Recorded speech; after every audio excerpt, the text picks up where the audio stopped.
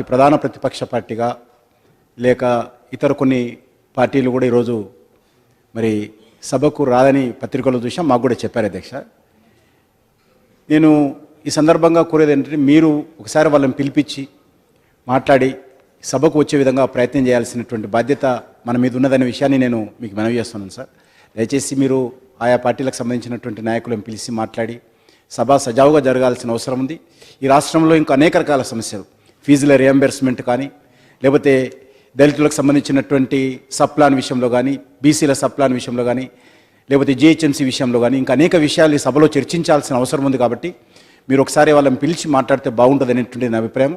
ఇంకొక విషయం, వాళ్ళు చెప్తున్నటువంటి విషయం సార్, కొద్దిగా మీరు ప్రతిపక్ష పార్టీలో కొద్దిగా మీరు మా యొక్క హక్కులను రక్షించాల్సినటువంటి బాధ్యత మీ మీద ఉన్నది సార్. స్పీకర్గా ఈరోజు రూలింగ్ పార్టీ ఏ రకంగానైనా సరే ప్రతిపక్ష పార్టీలను కొద్దిగా మరి కార్నర్ చేయడం కోసం ప్రయత్నం చేసినప్పుడు మీరు మాకు అండగా నిలబడి రక్షించాల్సిన, మా హక్కులను కాపాడాల్సినటువంటి బాధ్యత స్పీకర్గా మీకున్నది. కాబట్టి మీరు ఈ సభకు పెద్ద కాబట్టి ఖచ్చితంగా మమ్మల్ని రక్షించాలి, మా యొక్క హక్కులను పరిరక్షించేటువంటి ప్రయత్నంలో మీరు అండగా నిలబడాలని కోరుకుంటూ ఒకసారి ఆ పార్టీ నాయకులను పిలిచి మాట్లాడాల్సిందిగా నేను.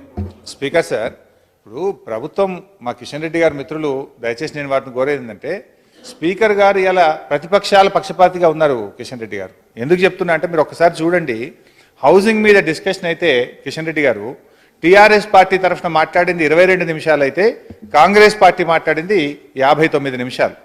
అదేవిధంగా ఇవాళ వ్యవసాయం మీద మీరు చూసినట్టయితే కిషన్ రెడ్డి గారు టీఆర్ఎస్ పార్టీ సభలో మాట్లాడింది 42 నిమిషాలు అయితే కాంగ్రెస్ పార్టీ మాట్లాడింది 1 గంట 31 నిమిషాలు.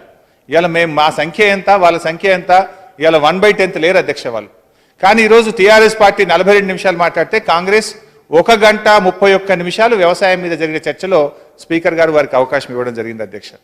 మిషన్ భగీరథ మీద చూస్తే అధ్యక్ష, టీఆర్ఎస్ పార్టీ 45 నిమిషాలు ఈ సభలో మాట్లాడితే అధ్యక్ష 1 గంట 9 నిమిషాలు కాంగ్రెస్ పార్టీ మాట్లాడింది అధ్యక్ష. అదేవిధంగా అధ్యక్ష, ఈరోజు మరి మన నయీం విషయంలో అది కూడా కాంగ్రెస్ పార్టీ పట్టుబట్టి మేము మాట్లాడతామనంటే అధ్యక్ష, టీఆర్ఎస్ పార్టీ 8 నిమిషాలు మాట్లాడితే కాంగ్రెస్ పార్టీ 26 నిమిషాలు మాట్లాడింది అధ్యక్ష. అదేవిధంగా ఇంపాక్ట్ ఆఫ్ డిమానిటైజేషన్ విషయంలో మీరు చూసినట్టయితే అసలు టీఆర్ఎస్ పార్టీ తరఫున అయితే మాకు ఇవ్వలేదు, ఓన్లీ ప్రభుత్వమే సమాధానం చెప్పమన్నారు స్పీకర్ గారు, టైం లేదని. కాంగ్రెస్ పార్టీ 35 నిమిషాలు మాట్లాడడం జరిగింది అధ్యక్ష.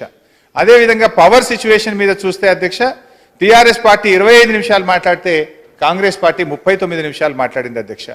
టీఎస్ ఐపాస్ విషయంలో మీరు చూసినట్టయితే అధ్యక్ష, కాంగ్రెస్ పార్టీ 1 గంట 4 నిమిషాలు మాట్లాడింది.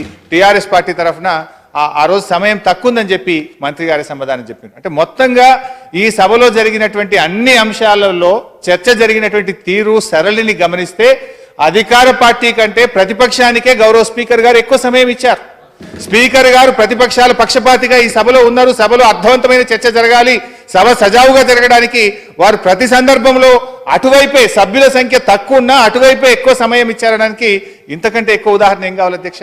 ఇలా వారిని ఎవరు కూడా వెళ్ళమని లేదు, వాళ్ళంతా వాళ్ళే సభకు వస్తే ప్రతిరోజు క్లీన్ బోర్డులో అవుతున్నాము, ప్రతిరోజు కూడా మేము ఎక్కడ కూడా ప్రభుత్వాన్ని ఏమి అనలేకపోతున్నాము. ప్రభుత్వం చేసే మంచి కార్యక్రమాలు, ఈ ప్రభుత్వం చేసేటువంటి సంక్షేమ కార్యక్రమాలు, పేదల పక్షపాతంగా ఈ ప్రభుత్వం ఉండడం వల్ల వాళ్ళకి మేము తట్టుకోలేకపోతున్నామని వారు సభ నుంచి వారంతా వాళ్ళిపోతే చేయగలిగేది ఏముంటుంది అధ్యక్ష?